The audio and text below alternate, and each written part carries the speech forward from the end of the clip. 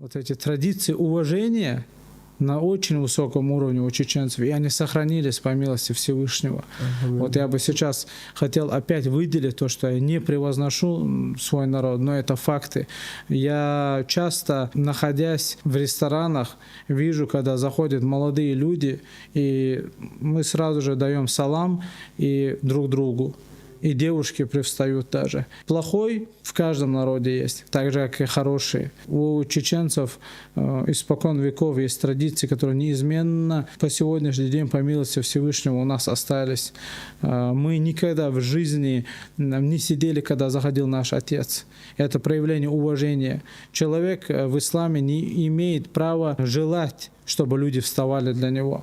Но проявление уважения в исламе очень приветствуется. И поэтому мы исключительно, проявляя уважение, строим для любого человека. Я, когда подходит ко мне любой парень, мужчина, даже маленький мальчик, сидя ему, с ним не здороваюсь, проявляя уважение к нему, показывая ему уважение, чтобы этот молодой парень понимал, что и к нему проявляет уважение, и он должен это проявлять. Но у нас гостя никогда не сажают, сажают всегда на почетное место.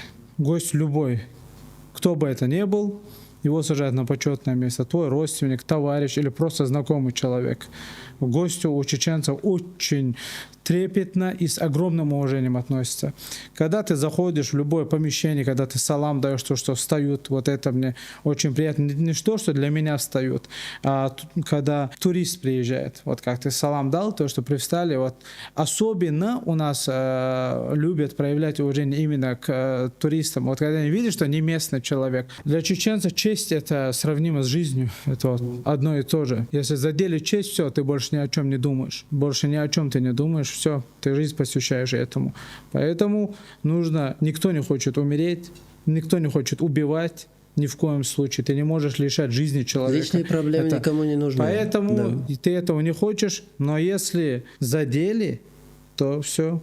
Поэтому, находясь в виде спорта, в котором я сейчас нахожусь, если ты проявляешь уважение, никогда в жизни ни один спортсмен ничего плохого про тебя не скажет. Я, знаешь, как к этому отношусь? Если ко мне гости приезжают, и не дай Всевышний, кто-то будет по сторонам смотреть, я ему скажу, сначала предупрежу его, что не стоит по сторонам смотреть. Но если я в другой регион еду, смотрю по сторонам, потом приезжаю к себе, и ребятам говорю: по сторонам не смотрите, здесь землячки мои. Они мне скажут: брат, а ты кто такой, чтобы ты смотрел по сторонам, а когда к себе домой приезжаешь, чтобы никто по сторонам не смотрел. Это закон.